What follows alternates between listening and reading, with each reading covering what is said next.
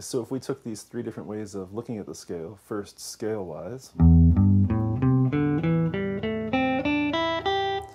then playing so-called thirds or skipping notes,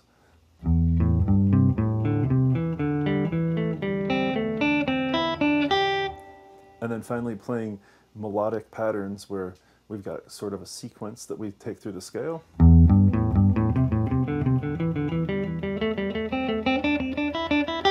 Etc. If we took these three ideas and sort of mixed them freely to create a melodic improvisation, we would get something that would sound more interesting than just plain scale practice, of course.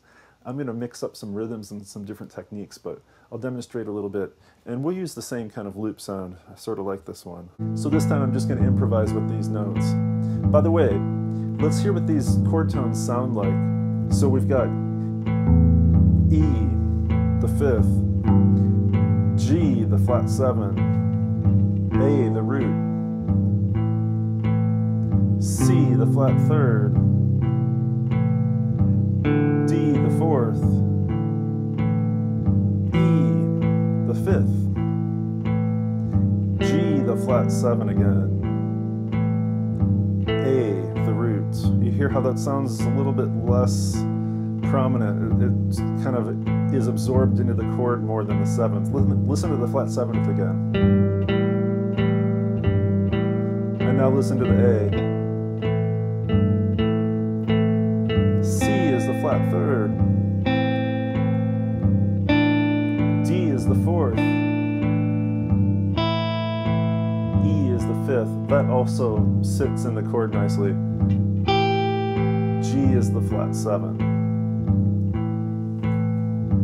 Okay, we'll improvise a little bit using these three approaches. We've got scale-wise motion, we've got some so-called thirds, but which are really thirds and fourths, skipping notes, and then we've got sequences through the scale to create a little bit more contour and patterns that sort of echo one another. I'm going to mix these all up and play a short improvisation for you.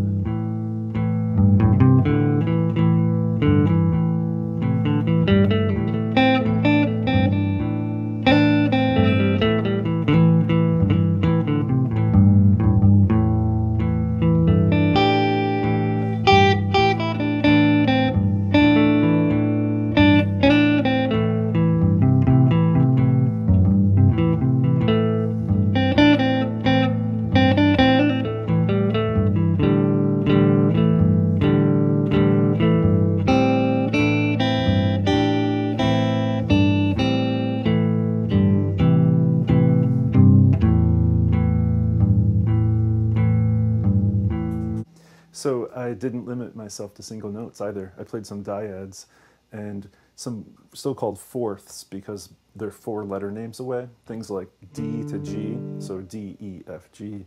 Or I played A to C, A to D, A, B, C, D for away. I even stacked fourths at one point. I played this chord, which is E, A, D, G. Each one of these notes is 4 tones away.